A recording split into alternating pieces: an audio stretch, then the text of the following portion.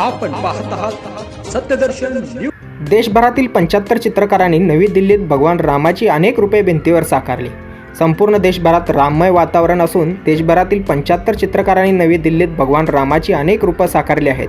300 metre लांब भिंतीवर हे भव्य भित्तिचित्र साकारण्यात आलं आहे।